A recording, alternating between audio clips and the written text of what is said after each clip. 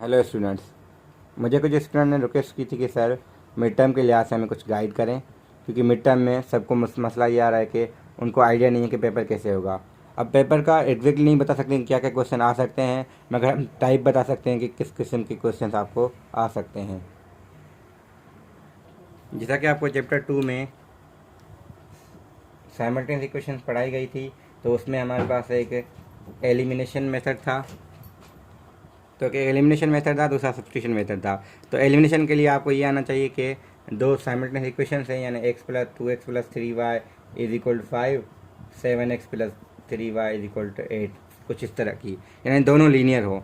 एक टाइप ये था जो आपने 2.1 में किया था। अब 2.2 आपको आनी चाहिए, जिसमें हमारे पास एक तो लीनियर कोई इक्वेशन है, मगर दूसरी जो है वो क्वाड्रेटिक है। तो हम अगर कह रहे हैं कि एक equation 2x plus 3y is equal to 5 है, तो दूसरी कुछ x square plus y square is equal to 7 होगा। अब इसमें से तो हम दोनों अप्लाई कर सकते हैं मेथड, एलिमिनेशन एंड सब्स्टिट्यूशन, मगर इस पर हमें पता है एलिमिनेशन नहीं लग सकता, तो इस वजह से हम इसमें सब्स्टिट्यूशन मेथड ही लगाएंगे। तो ये सब्स्टिट्यूशन मेथड आपको आना चाहिए। फिर 2.2 के एंड में कुछ सवाल हैं कि आपको पॉइंट ऑफ इंटरसेक्शन बताएं लाइन की कर्व के साथ। तो वही चीज़ है, सिर्फ आपको वर्ड्स में कहा गया है, आप यहाँ से x की वैल्यू निकाल के यहाँ जो पुट करते हैं ना, तो वो x जो y आते हैं वही आपकी पॉइंट ऑफ इंटरसेक्शन आती है। यानी ये कह सकते हैं कि इसमें जो जवाब आता है वो कुछ एक लाइन ऐसी है, दूसरी ऐसी है, जहाँ पे ये मिल रहे हैं तो वो हमारा सॉल्यूशन होता है। तो सिमिलरली यहाँ पे सॉल्यूशन क्या होगा, एक क्वाड्रेटिक इक्वेशन है, यानी एक कर्व है, दूसरी लाइन है, तो कभी वो दो जगह पे मिलेंगे, कभी एक जगह पे, वो डिपेंड करता है आपके सोल्यूशन पे। तो ये जो पॉइंट्स ऑफ इंटरसेक्शन होंगी यही आपका सोल्यूशन होगा। यानी सिंपली आपको अगर पॉइंट ऑफ इंटरसेक्शन भी कहे, आपको सब्स्टिट्यूशन मेथड लगा के सोल्यूशन फाइंड करना है, तो इतना मुश्किल है नहीं है। हाँ, मिसलेनियस एक्सरसाइज जो है चैप्टर 2 की, उसमें आप जो स्टार वाले सवाल हैं जिसमें स्टेरिक हो या थोड़े डिफरेंट आपको लगे कि हाँ ये थोड़ा आ सकते हैं, तो आप ट्राई करें। अगर मैं आपको बताऊं कि मेरे लिहाज से कौन से क्वेश्चन आ सकते हैं 2.2 से, तो वह मैं अपनी गेस बता सकता हूँ, ना कि एग्जैक्ट के हाँ यही आएंगे। मगर मुझे जो, क्योंकि एक्सपीरियंस जो है मेरा, तो मुझे ये लगता है कि ये सवाल आ सकते हैं, तो वो मैं आपको बता सकता हूँ। जैसे मिसलेनियस में आपके पास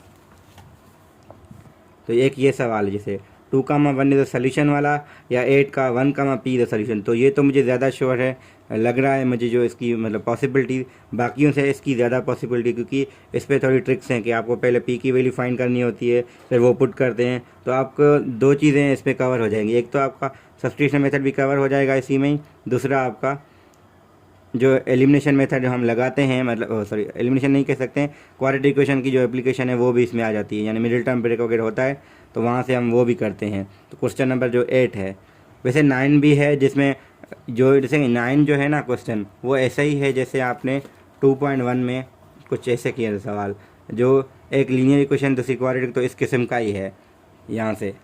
तो ये जो सवाल थे, अगर ये आपकी प्रैक्टिस सही है तो ये आपके आसानी से हो सकते हैं।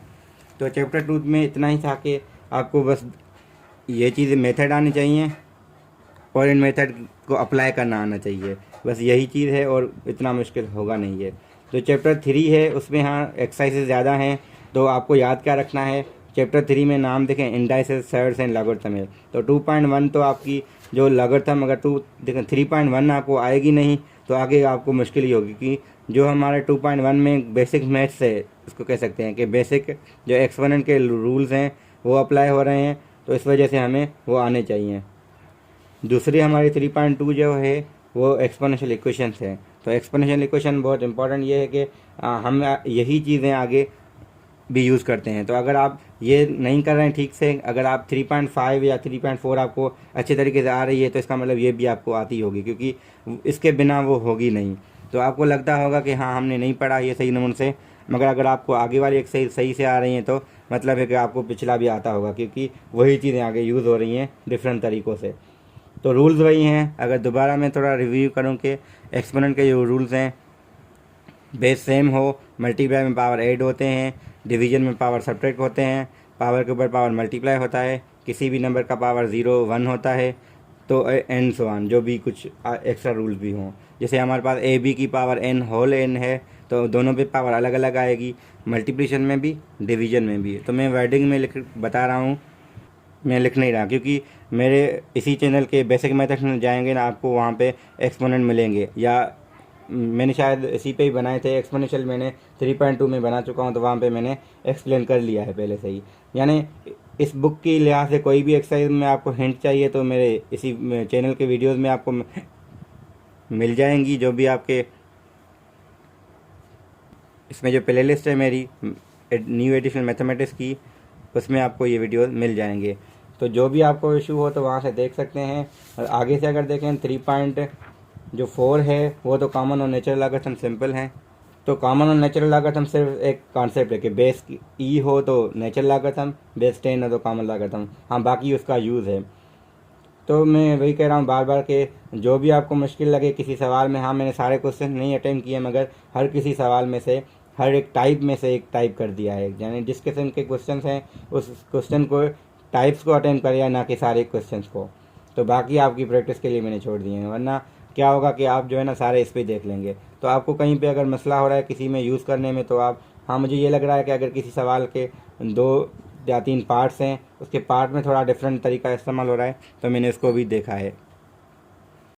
3.5 जो लॉज ऑफ लॉगरिथम है वो तो मोस्ट इम्पॉर्टेंट है। उसके अलावा आपकी ना तो ये 3.5 होगी, ना ही आपकी 3.6 होगी। हाँ, इसमें 2 लॉज मैंने कम बताए थे पहले ही, इसी वीडियो में बता चुका हूँ कि उसने 2 लॉज कम लिए हैं, मगर वो आपके यूज़ वैसे भी होंगे इसमें, जो कि log ऑफ 1 0 होता है और log ऑफ सेम बेस और आर्ग्यूमेंट हो तो 1 आता है। वो दोनों मैंने पहले ही बता दिए हैं। तो 3.5 और 6 से रिलेटेड है। जितनी 5 आपको अच्छी आती होगी तो 3.6 से और मिसलिनियस एक्सरसाइज आपको अच्छे तरीके से आएगी। अब 3.6 के वीडियो में इस वीडियो के बाद अपलोड कर दूंगा और मिसलिनियस भी आपकी अपलोड हो जाएगी। तो 3.6 में एक्चुअल में सवाल तो 17 हैं, तो 17 में से मैं 17 नहीं करूँगा, देखूँगा कि किस में क्या हो रहा है, तो उस लिहाज से मैं उसको थोड़े अटेम्प्ट करूँगा जो आपको थोड़ा डिफरेंट लगे। जिस पे सी लिखा हुआ है उसको ज़रूर करें, जिस पे यानी सी का मतलब होता है कंपलसरी है ये सवाल। तो कंपलसरी में से भी देख लें कि वो छूट ना जाए कोई। और इसके अलावा ऐसे नहीं है कि वही आ सकते हैं, बाकियों की भी चांसेस है, मगर कंपलसरी और जो स्टार वाले सवाल हैं वो उसके चांसेस ज़्यादा होते हैं एज़ कम्पेयर टू बाकी क्वेश्चन के। तो उसको हम मतलब छोड़ दो, किसी भी सवाल को नहीं सकते, मगर वो जो होते हैं ना वो इसमें ऐसे समझ लें कि जो बाकी बेसिक सवाल होते हैं वो सारे इसमें यूज़ होके उसी में ही आ जाते हैं। तो अगर हमने उसकी प्रैक्टिस अच्छे से कर ली तो बेसिक भी आपकी कवर उसमें हो जाएंगे। तो ये मिसलिनियस एक्सरसाइज है वो थोड़ी ज़्यादा बड़ी है, क्योंकि उसमें 28 तक सवाल हैं। कुछ क्वेश्चन ठीक है कंप्यूटर रिलेटेड है, मगर आपको बाकी आपके हो सकते हैं। तो परेशान ना हो, मिड टर्म के लिए मुश्किल कभी भी नहीं होगा जब तक आप प्रैक्टिस करते रहेंगे। अगर प्रैक्टिस नहीं होगी या आपकी कुछ रह जाएंगी, फिर आपको लगेगा कि हाँ मुश्किल है। मगर आपकी अगर प्रिपरेशन अच्छी है, यानी जो पढ़ा गया है, जो पढ़ाया गया है आपको, वो आपको अगर क्लियर है, कॉन्सेप्ट कैसे क्लियर लगते हैं आपको, अगर एक्सरसाइज आ रही हैं तो मतलब आपको कुछ आता है, क्योंकि आपने कुछ सीखा है। देखें, अटेम्प्ट जो क्वेश्चन होते हैं वो आपका यही होता है कि आपकी नॉलेज कितनी अच्छी है, यानी आपको कितनी आपने ग्रैब की है नॉलेज। तो जितनी आप अच्छी ग्रैब की होगी आपको क्वेश्चन उतने अच्छे से आएंगे। तो जितना आप पहले प्रैक्टिस कर लेंगे उतना आपको पेपर में मुश्किल नहीं होगी। कुछ स्टूडेंट क्या करते हैं, पहले अटेम्प्ट नहीं करते, वो पेपर में उसको डबल टाइम लगता है।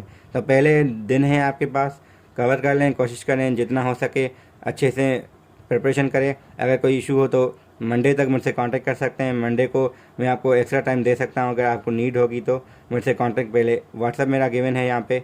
तो संडे भी अगर आपको इशू है तो संडे तक मैं आपको कहीं, मगर संडे में ये है कि आपको आईबी में आने में इशू हो सकता है, तो इस वजह से मंडे को आप मुझसे कांटेक्ट कर सकते हैं। इवन ट्यूसडे मॉर्निंग भी अगर हुआ तो आपको अगर कोई क्वेश्चन है तो मुझसे पूछ सकते हैं। मैं एमआरसी में आपको अवेलेबल मिलूँगा। Thank you very much.